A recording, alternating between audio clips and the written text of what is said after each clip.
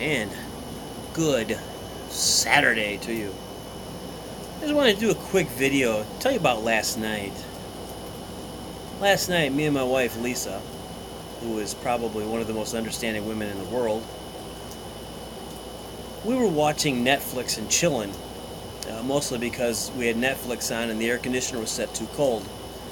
But we were watching the movie about Woodstock, the music festival that happened in the 60s, 69 I believe it was.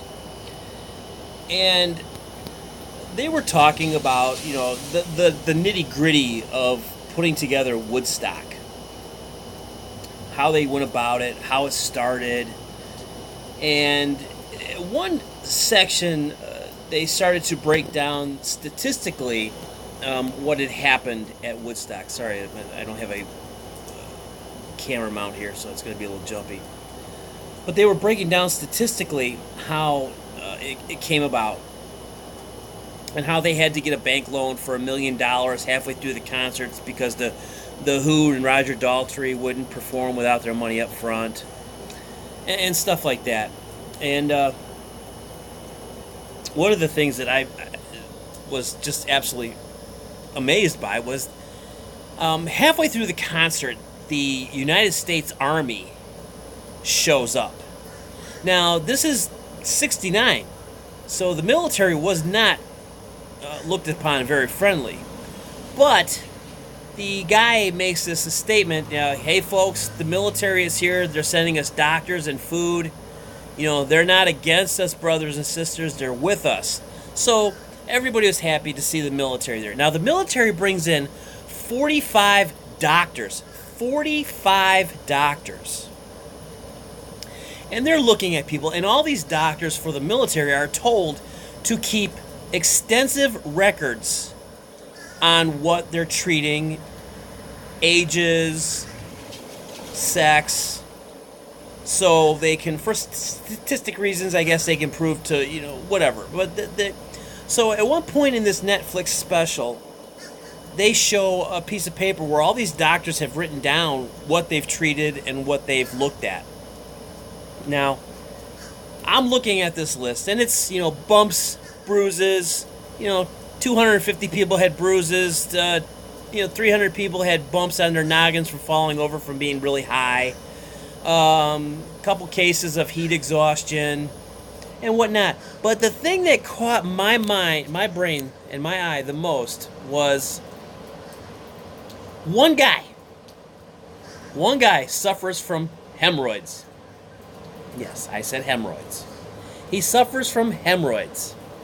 Okay? Hemorrhoids. You're at a concert of historical proportion, and you're the one guy who shows up for a 3-day concert and gets hemorrhoids. Now, that made me think a little bit further into this. I thought to myself, well, wait a minute. This dude's got hemorrhoids. He's the only one. There's one guy. One guy. Here's how rare that was. There was 2 cases of people who suffered from hemophiliacs. Okay? 2. But one guy has hemorrhoids. Hemorrhoids. Okay? So this concert was a pain in the ass for him. Now, my brain starts thinking totally capitalistic values. And I'm thinking, why in God's name did not the Preparation H Corporation get a hold of this guy and make him their spokesperson for a generation? Because the average age at Woodstock was 20 years old, I believe. There was people from all different age groups there, but it was 20 years old. So you got one guy who has hemorrhoids. Now, would that be a great commercial? You put this guy, you put his face all over the hemorrhoid preparation box. Make him do commercials. Whenever I go see a concert and my hemorrhoids flare up, I use Preparation H. Okay, wouldn't that be awesome? That's true capitalism in every form. But could you imagine this guy? This guy's got to be, let's say, for the sake of argument, he's 20 years old at this time, so he's in his 70s now. 70, 71, somewhere around there. He's talking to his grandkids. They're like, Grandpa, were you really at Woodstock? Yes, I was, and I had hemorrhoids. But thanks to Preparation H, I don't have hemorrhoids anymore.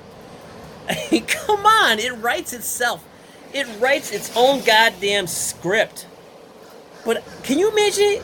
You go down in history at the biggest fucking concert of the century, of the year, of the decade, of everything. That epitomizes the 60s. And you're the one guy who has hemorrhoids during the concert. One dude, and you have hemorrhoids. And you have the balls to go to the medical tent and complain about it. I think I would have just dealt with it. I mean, how big were they? Like softballs hanging out of his ass? I mean, come on. You have hemorrhoids. You're at Woodstock. Oh my God. Just drop some acid and forget the fact that you got softballs hanging out your asshole. I mean, come on. I mean, that just cracked the shit up out of me.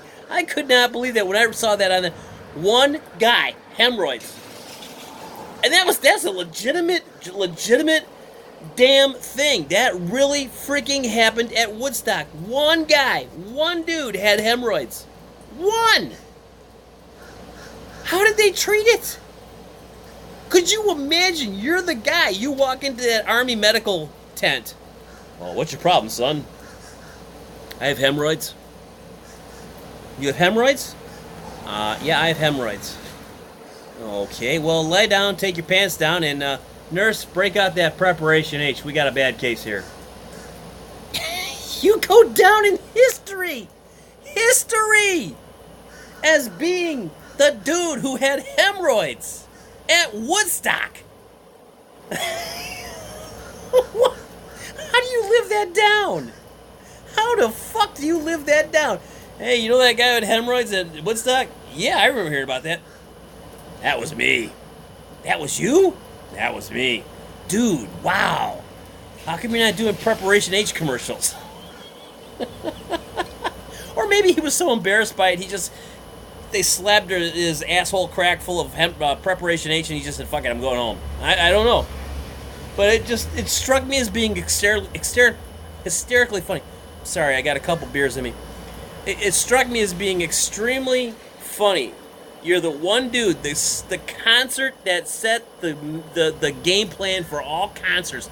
The concert that set the bar for all concerts to come. And you have hemorrhoids at that concert. You have hemorrhoids. Hemorrhoids isn't something that just pops up one day. Hemorrhoids is one of those things, it's like, oh, I got a pain in my ass. Oh, fuck, I got softballs hanging on my ass. I got hemorrhoids. You know you have them. They just don't pop up. So this guy he trekked all that way up that road to get to that field at Yazgar Farm. Knowing good goddamn well he had hemorrhoids. And he still goes to the concert.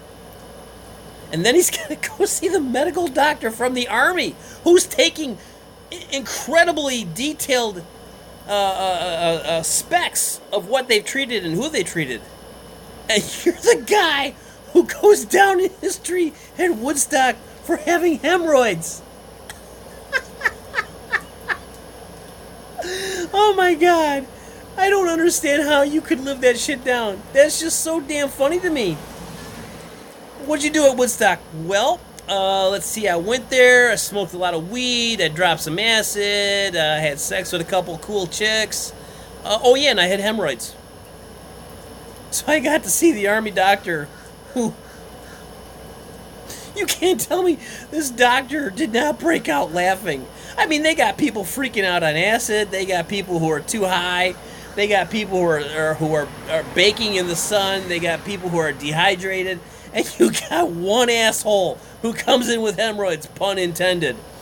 Oh, it's just funny to me. So, let me know what you think about that in the comments. Do you think that's funny? Or is it just me in my slightly inebriated state? Is that what it is? I don't know. I have no idea. But, you're the one guy who has hemorrhoids at Woodstock. All right, thank you for listening to me ramble on about hemorrhoids And I will talk to you at the next next video. Have a great rest of your weekend, everybody. We'll see you later.